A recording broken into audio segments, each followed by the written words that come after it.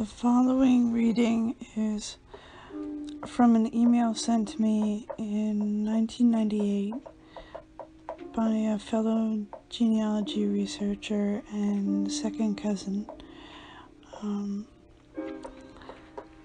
He had access to a diary written on a wagon train crossing taking the Oregon Trail out of Council Bluffs, Iowa, that left May 15th, 1852.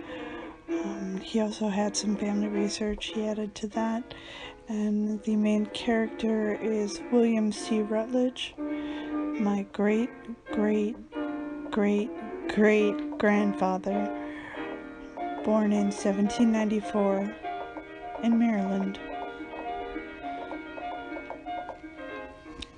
The following 10-page text reads as follows.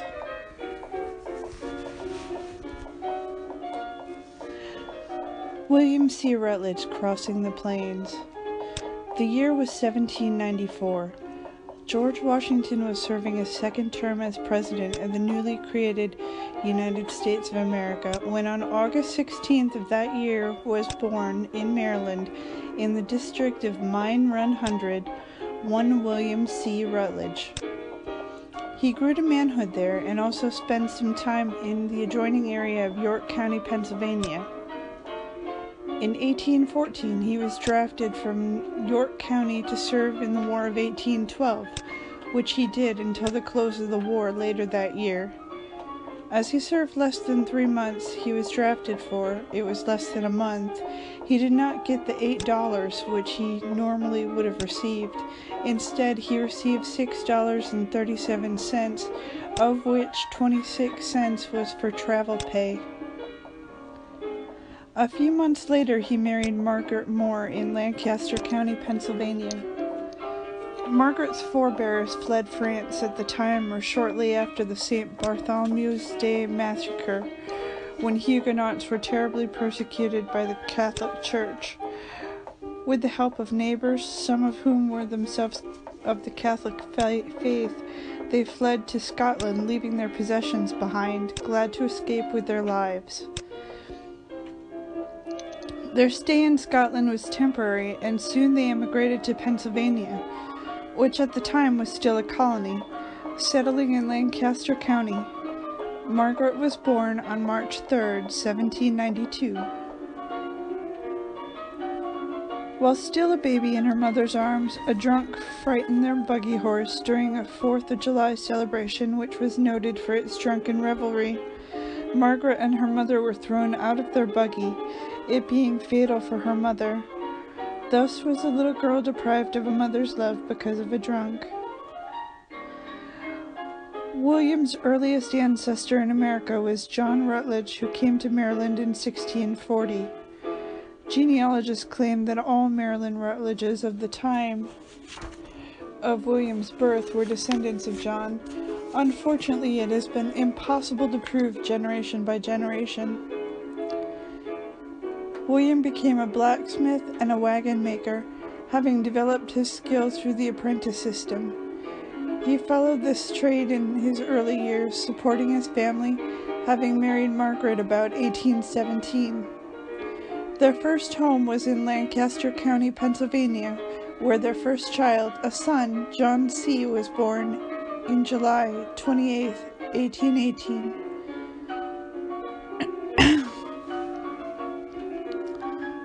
Ever apparently restless, they were living in Baltimore County, Maryland, where their second son, William Moore, was born, June 26, 1820.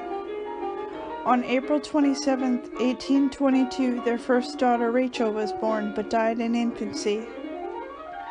In 1823, they were living in Morgan County, Ohio, when a son, David M., was born, May 15, 1823.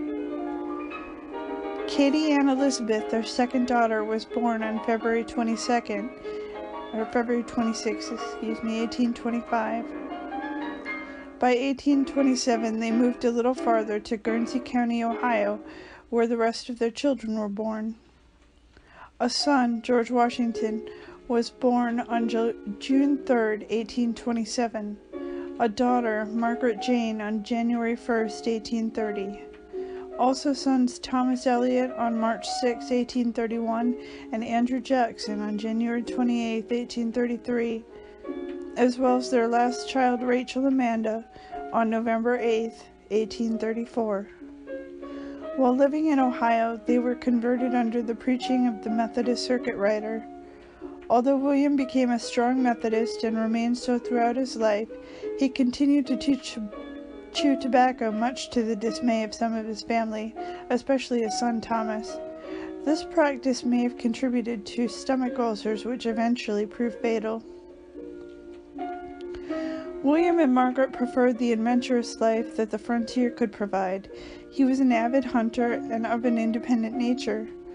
While hunting wild turkey, he carelessly suffered a severe injury to his left arm, resulting in the loss of the upper muscle. He had leaned on top of his rifle when the gun accidentally discharged. The doctor wanted to amputate, but he protested so strongly that the doctor agreed not to. The arm was always weak, but the grip in his hand was spared. Hence, he was ever after handicapped in his work by a weakened arm. In 1841, they left Ohio and headed for Indiana, living eventually in Posey County, in the southernmost part of the state. While there, one of their sons, Andrew J., died of typhoid fever on September 24, 1848, when he was just 15. 10 children were born to William and Margaret, 6 sons and 4 daughters, 5 sons and 3 daughters living to maturity. In December 1851, they sold possessions they couldn't take with them and made their way to Council Bluffs, Iowa, where wagon trains formed for the trip across the plains to the Pacific coast. The family members who joined this venture were William and Margaret and their 2 remaining children still living at home, Thomas and his sister Jane, with her infant son, Henry Cleveland. Also going along were William Jr., his wife Sarah, who claimed to be a niece of General Winfield Scott, and their 2 young daughters, 6-year-old Electra Ann and 1-year-old Cornelia. A son, Charles M., and another daughter, Delia, had died in Posey County, Indiana, of scarlet fever in February 1850 before the journey. Thus they spent the winter of 1851-52 outfitting their wagons for the journey. They bought oxen, Thomas bought a Kentucky rifle, a few prized possessions were packed. This included a supply of dried foods, cooking utensils for a campfire, and William C.'s extensive blacksmithing equipment. The latter include the large bellows which was stowed in one of the wagons. Needless to say, these were very important in making repairs on the wagons while on the journey. Thus equipped, they headed for the plains and the Pacific coast, or Oregon, as the states of Oregon, Washington, Idaho, and parts of Montana and Wyoming were called. They had no definite destination in view, as they knew no one in the Oregon country. Quoting from an account written by Thomas, left Council Bluffs, Iowa, on the 15th day of May, 1852, for the Pacific coast. After 4 months' travel, landed at the Dalles in Oregon, stopped a few days to recruit, then left for Puget Sound. Got in October 1852, settled on Bush Prairie. So it was after 5 months' travel they came to the end of their journey. It had not been all that easy. There had been dissensions in the train, and many cholera deaths. Men would become short-tempered due to discouragement and exhaustion. It was extremely tiring to walk with ox teams all day, then spend the night on guard duty or herding cattle. The first day from Council Bluffs was not a bit encouraging, as the whole day had been spent crossing a swampy area. The spring thaw was on, and the swampy area was extremely soft. Extra yoke of oxen were hitched to each wagon, then unhitched, driven back, and hitched onto another. It was necessary to leave for the trip in the year as early in the year as possible so as to not be snowbound in the mountains in the west. To be caught meant almost certain death. Of course, that meant the plains were crossed in the hottest time of the year. The first casualty occurred in crossing the Platte River when one of the young men was pulled under some drift. Little time was spent looking for the body, time being too valuable.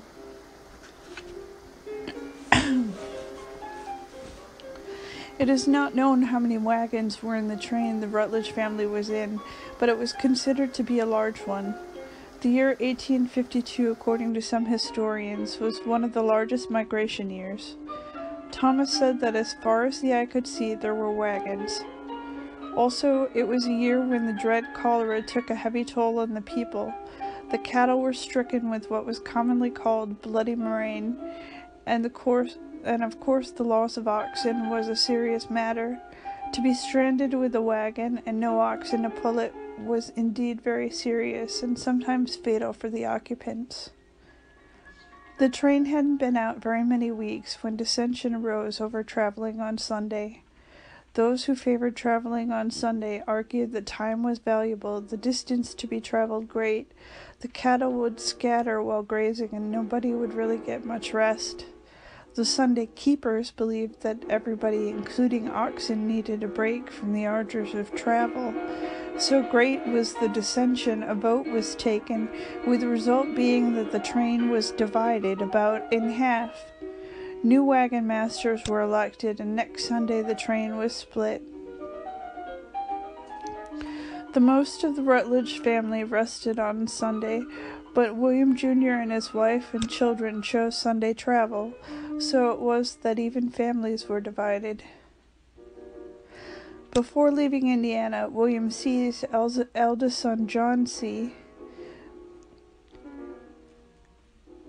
and I pause to insert, that is my family's relative, John C., back to the reading, who was a practicing physician in Posey County, strongly urged the family not to drink any water until it was boiled. This they did faithfully, even when on the hot, dusty plains. The William C. group wasn't stricken, but whether drinking only boiled water was the only reason or not is open to question. As the days grew into weeks, more and more troubles plagued the train. They began to see mute evidence of some of the trouble those ahead were experiencing. Bleached bones of cattle and horses, graves desecrated by Indians or wild animals, the bodies being mutilated, and many abandoned wagons and possessions littering the trail sides. It was not unusual to gather enough abandoned ox yokes to build a corral for their cattle. It was not long before they began to experience similar problems. Cholera struck with a vengeance, so that nearly half were left in shallow graves. To discourage desecration of the graves, they were dug in the trail so that the wagons were driven over them, thus concealing their location. The cholera had one advantage in that the Indians stayed away. They were almost always in view of the train, so they knew graves were being dug. They were attacked but once by a band of Sioux. The wagon train quickly formed in a circle and the accepted way to fend off attacks. The Indians rode a number of times around the train, but never pressed their attack. No shots were fired, and no arrows sent. The cholera bothered the train till they reached the mountains, though, but by that time it had taken a heavy toll. After dividing over the Sunday travel issue, the Sunday keepers caught up with the Sunday travelers. It was after a number of weeks, and the wagons had crossed the plains. They found the Sunday travelers had experienced much of the same troubles, mainly cholera. The two trains did not reunite, but traveled near each other for a time. The Sunday travelers thought the Sunday keepers had bought fresh oxen as they looked better than theirs, but of course there were none to be bought from the plains. Later, William C. bought a team of oxen from the Mormons who brought supplies to Fort Bridger, Wyoming. The Mormons were shrewd traders and knew that supplies were many times sorely needed. He paid $400 for a team, which was a high price. Since they had traveled a long time and had a long way to go, they bought them even at unfair prices. They showed their disregard for the Mormons by naming the team after the Mormon leaders, Joe and Brigham. So it was that they continued their journey to Oregon, powered by Mormon oxen. Their next stop at civilization was when the Dalles was reached in September. At best, they had traveled only 12 to 15 miles a day. It was a welcome change to have wood for cooking after many weeks of cooking over buffalo chips on the plains. Before leaving Council Bluffs, the women were made aware of the fact of cooking over buffalo chips on the plains. Some vowed they'd have nothing to do with such fuel, but being mostly frontier women and more or less used to making do with what was at hand, they quickly adjusted to the situation, even gathering the chips in their aprons. Upon reaching the Dalles, the wagon train began to break up. Some apparently knew where they were going, many going to the Willamette Valley. The Rutledge party was undecided where to end their journey until some told them of the Puget Sound country.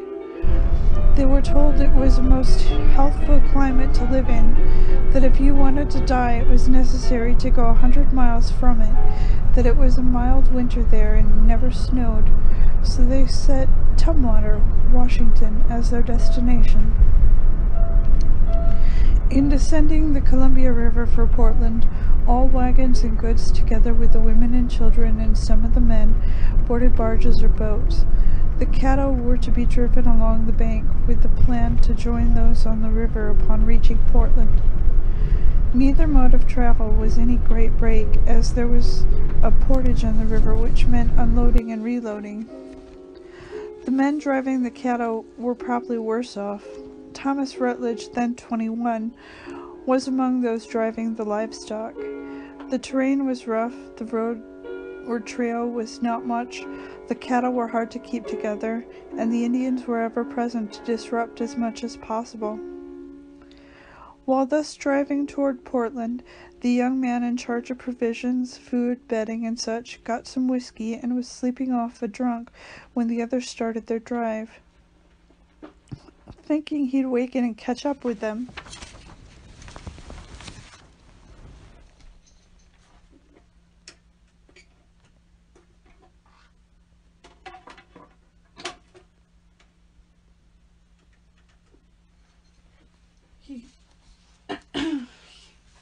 they left him alone, which proved to be a mistake.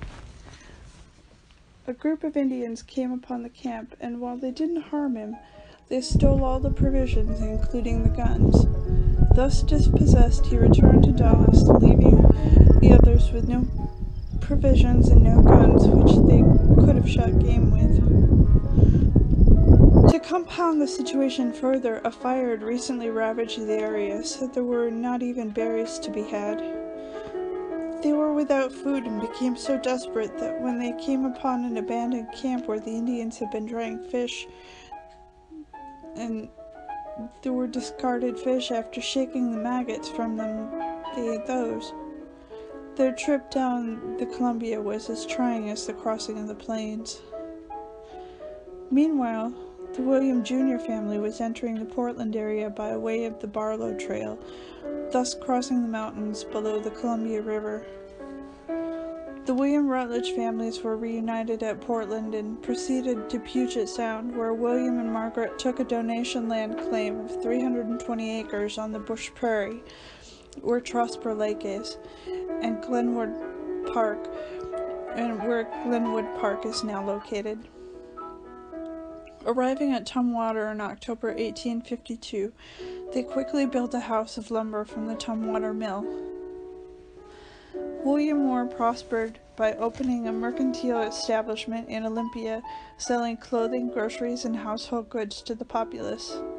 Both William C. and Margaret Moore made input into the local political scene. William C. as a delegate to the 1856 Thurston County Democratic Territorial Convention, and William Jr. was a Thurston County representative and served on committee to select delegates for the county convention. Later, in about 1865, William Jr. moved south to Coquito, county seat of Lewis County, and eventually settled permanently in Waterloo, Linn County, Oregon. In the late 1850s, Amanda Rutledge, Cleveland's relatives, had settled in the Bush Prairie area. By the mid-1860s, Amanda became quite ill with dropsy, and the family was advised by doctors to return her to the Midwest. The quickest way to return home was by boat, so Winfield Scott Cleveland and wife, Amanda, and their children left Washington Territory with what possessions they could bring by boat to return to Illinois. They had to get off the boat at the Isthmus of Panama. They were pulled across the isthmus in a cart drawn by a pair of zebra. Having crossed the isthmus, they boarded a boat and went to port in New York City. By this time, the family's meager funds were exhausted, and they were stranded in a large city with no way to make the trek from New York to Illinois, where the Cleveland relatives lived. Winfield was able to arrange a loan from a strange man in the city by offering his sons George Washington and his brother as security. No doubt the ailing mother bade her sons a very tearful farewell as she left with her husband and the remainder of her family to come back to Illinois. Once back in Illinois, Winfield was able to establish his wife and family in a home, borrow money from relatives, and to return to New York to redeem his two sons. Quoting from an account by Thomas Rutledge, "We had been informed it never snowed out here. We found that not true. In December it commenced snowing and snowed for 1 week. The snow was 3 feet over the face of the earth, and to find so much snow in a country where it never snowed was a stunner. It was a wet snow when it fell, but it turned cold and froze such a crust on the snow that we could walk on top of the snow. We brought 5 yoke of oxen with us. Here we were without any kind of feed and could not get any. Father had me drive the oxen into the woods where sallow was, and had me keep them going to make them eat the sallow. It was a woodchuck case, root hog or die. It was well known that yoked oxen would browse on brush when driven, and in this way this saved them from starving, although they were reduced to skin and bone by spring. A more established settler near Tenino, whose name is unknown to this writer, had 2 tons of hay for sale, for which he asked $100 a ton, and had no trouble getting that price. Previous winters had been open, and the prairies were full of good feed all winter long. Hence few put up any hay. Of course, the newcomers had no opportunity to harvest anything. The loss of cattle and horses throughout the area was great. Such was their introduction to Puget Sound country, Oregon Territory. Thomas and a couple of the other young men were bitten by gold fever and planned a trip to the gold fields in Caribou County in Canada, near the boundary of Okanogan County. His mother had made a friend of one of the Indian women, and when the Indian woman learned of the planned trip in the Caribou country, she told Thomas' mother not to let him go, as the Indians were planning an uprising. When Thomas was told this by his mother, he was inclined not to take it seriously, but because he and his mother were so close, he stayed home to please her. The others went out with him, or without him, and were killed in the uprising. This was prior to the Indian uprising in this area. On June 4th, 1853, Jane Rutledge married a bachelor neighbor, Jesse Ferguson, a member of the party of the first Americans to settle Puget Sound. Tumwater was settled in 1845 by what was commonly called the Simmons Party. She and Jessie had 4 children: Sam, Dave, Sarah, and Annie. Jane died at a young age, January 29, 1861, leaving her husband with 5 to care for in all, as her son Henry Cleveland lived with them. Jessie never remarried, remaining a widower, dying in 1900. The Tumwater Middle School on Little Rock Road is located where his house stood for many years. Of course, one of the big attractions in the West was the land that could be had for a nominal fee or for free. When the trip to the gold fields in the Caribou Country fell through, Thomas decided to look for a suitable piece of land to file on. Before that could be accomplished, the Indians became warlike, so all efforts were given to building some sort of protection. With the help of his neighbors, William quickly erected near his house a blockhouse for the accommodation of the Ferguson, Gordon, and Rutledge families. During the occupation of the blockhouse, a daughter was born to William and Sarah Rutledge. The uprising occupied the latter part of 1855 and the early part of 1856. The Indians in the Tumwater area, the Chehalis Indians, never really went on the warpath, but the fear was always present in that the other tribes would incite them to violence. The few whites that were killed in Thurston County were at the hands of the Nisqually Indians in the eastern part of the county. Thomas served in the war carrying his Kentucky rifle. Although he served elsewhere than in Thurston County, he was never in actual battle. When asked if he ever killed an Indian, he said no, and I never wanted to.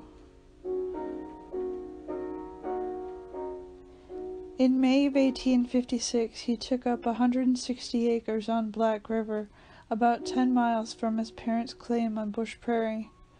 There was no real road between the two claims, and supplies were packed by horseback. He had more or less considered this claim when the Indian uprising interrupted everything. He built a log cabin, and on July 24, 1856, he married a neighbor girl, Louisa Shotwell, daughter of John and Eleanor Shotwell. The Shotwells had crossed the plains the same year, 1852, but were not in the same train and did not know each other until each other took up a claim along Black River. Louisa Shotwell was born in Claremont County, Ohio, on May 5, 1839. As the Indian War drew to a close, Margaret began to have failing health. Eventually it proved to be cancer, forcing her to become bedridden. Thomas and Louisa moved in with his parents so they could help care for her.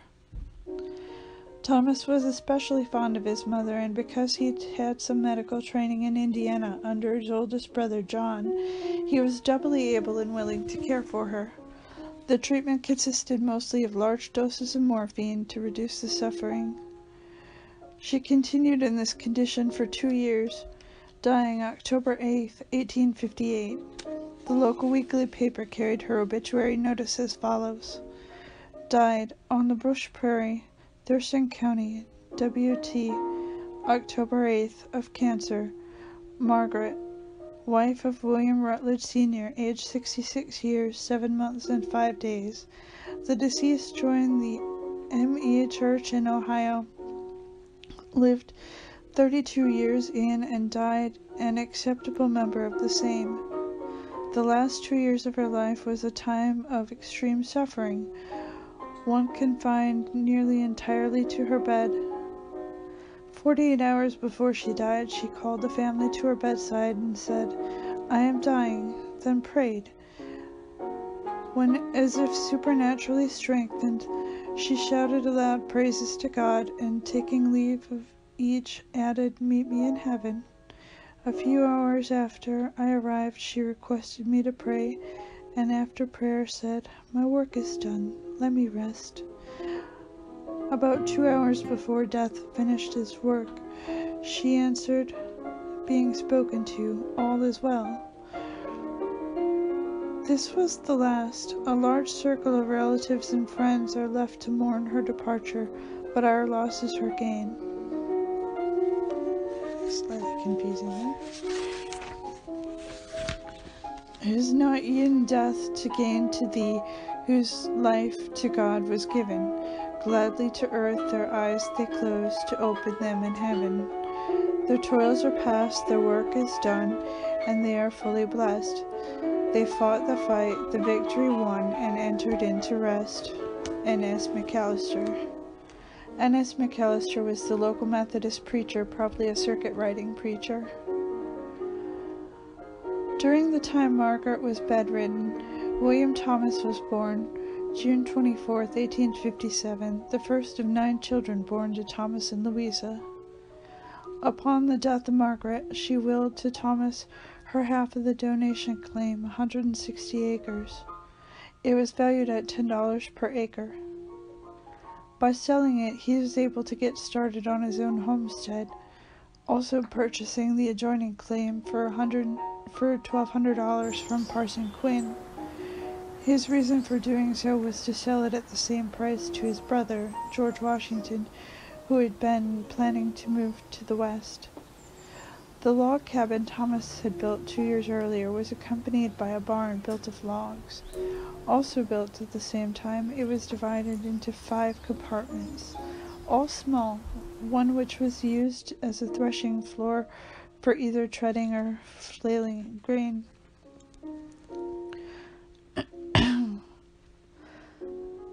On April 27, 1859, a daughter, Ellen, was born to them in their log cabin. In 1861, as the Civil War was starting on the East Coast, Thomas was building a house of box construction, which was common type. Before it was completed, another daughter, Emma, was born on June 10, 1861. They were becoming rather crowded in the cabin, so they moved to a new house. Was almost welcome. On August 19, 1863, a son, Marion, was born, the first to be born in the new house. In all, 15 births occurred in the new house, 8 of Thomas's children and 7 of his grandchildren. As the farmland was cleared and the larger barn was needed, Thomas hired his brother-in-law, Winfield Scott Cleveland, to supervise the construction of another barn. It was to be of hand-hewn lumbers of frame construction, mortise and tenon joints, and secured with wooden pegs. The dimensions were to be 74 feet by 124 feet. After preparing the timbers, making the mortise and tenon joints, making the pegs, and boring the holes for them, the barn raising took place in the summer of 1864. Help came from the other settlers in the area, as neighbor helped neighbor on such occasions. Cooking for a barn-raising crew was no small undertaking. By that time, Louisa had 4 small children to take care of, in itself a near full-time job, with what having to do the washings by hand. She did have the advantage of running water. A long pipe brought water from the spring to the kitchen, where there was a wooden sink, which must have been impossible to keep clean. However, it was the first house in the area with running water. It was a monumental task Thomas faced in clearing the river bottom land. For centuries the trees and brush grew and died until it was impossible to walk through much of it. He hired Indians to help slash and burn during the summer. In order to support his growing family, Thomas sold hay during the winter to the livery stables and logging camps. The usual price was $10 per ton, delivered. It took 4 hours to make the trip to Olympia. That meant leaving home in the dark, returning in the dark, loading by lantern light, and then heading back to Olympia before daylight the next morning. In the 1860s, he purchased a horse-powered grain separator and traveled over southern Thurston County as far into Gray's Harbor as Elma.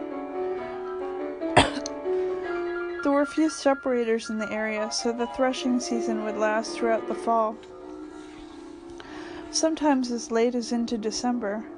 It proved to be a profitable business, paying for itself the first year. The separator was powered by 10 horses marching in a circle on sweeps. A long tumbling rod ran from the sweep to the machine. By the late 1880s, the steam-operated machine replaced the horsepower. Ever one to try to better his situation, Thomas purchased a mowing machine, a Buckeye, in 1869 from Gustav Rosenthal, the early merchant in Olympia. Rosenthal claimed it was the first in Puget Sound area, but Nathan Eaton on Chambers Prairie was said to have one earlier. At any rate, it was a great improvement over the Skith. After Margaret's death in 1858, William married Mary Ann Coe, a widow, on May 20th, 1860. She lived only a short time, dying January 17th, 1861. Not to be discouraged, he married yet a third time, which ended in a separation. He then moved to make his home with Thomas. It must have been a noisy household with 3 generations and so many children. In 1872, William was stricken while on his way to his blacksmith shop, located across the road from Thomas's house. Apparently he suffered from stomach ulcers, and one of them started bleeding. They put him to bed, but he lived only a few days. He wanted the Methodists to come, and they sang some hymns and had a prayer, and he was satisfied, and he was ready to die and wasn't afraid. So it was on June 1st, 1872, his life here came to a close. He was buried the next day in Old Bush Prairie Cemetery, where already several members of his family lay. In his lifetime, he had traveled from coast to coast via oxen team. Nor was serious illness banished from the Rutledge household. Louisa was stricken with what was diagnosed as tuberculosis, but in later years was thought to be cancer. It seems that 2 of her brothers suffered from the same ailment. She was ill for several years, and nothing seemed to help, finally departing this life on February 24th, 1877, aged 37 years. She left a family of 9 children, ranging in age from 19 years to 3 years, her husband and parents, as well as several brothers and 1 sister.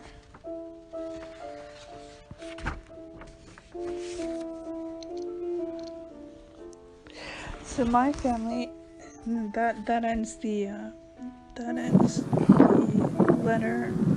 There was supposed to be more added to it later, but I never checked back to see if there was more written.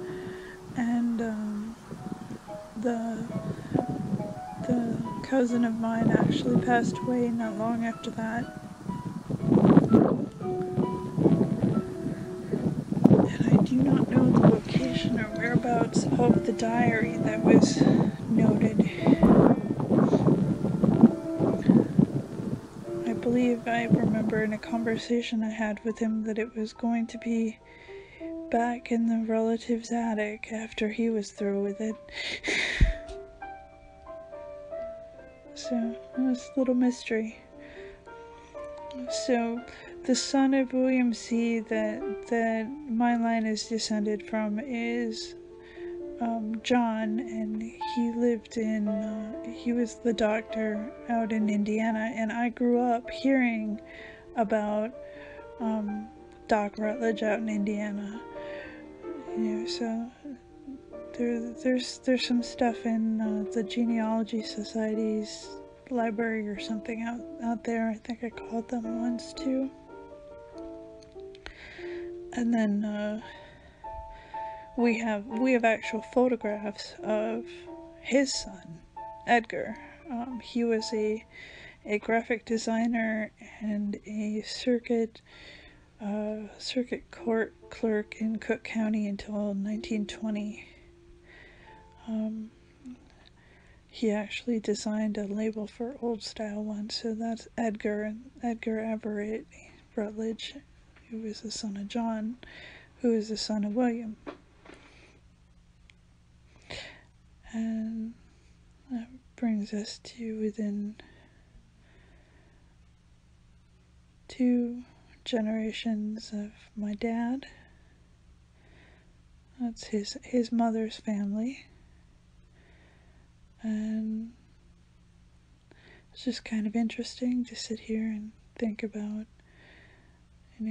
half my family splitting up that long ago, 1852, taking the Oregon Trail out there. I would love if anybody has any knowledge on the whereabouts of that diary. I would greatly love to see a copy of it. But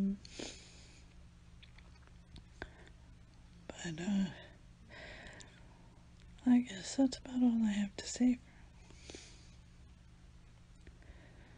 Yeah, because a lot of this is family history just presented in the born, death, and major events thing, but the diary, that reads like a day-to-day, and that gives you words directly from them,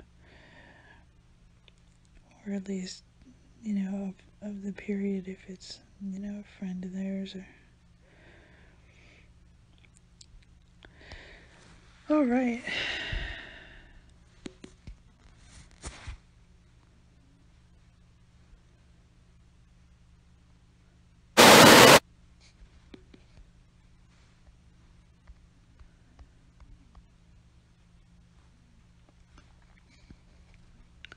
Thanks for listening to this little story about my Rutledge line.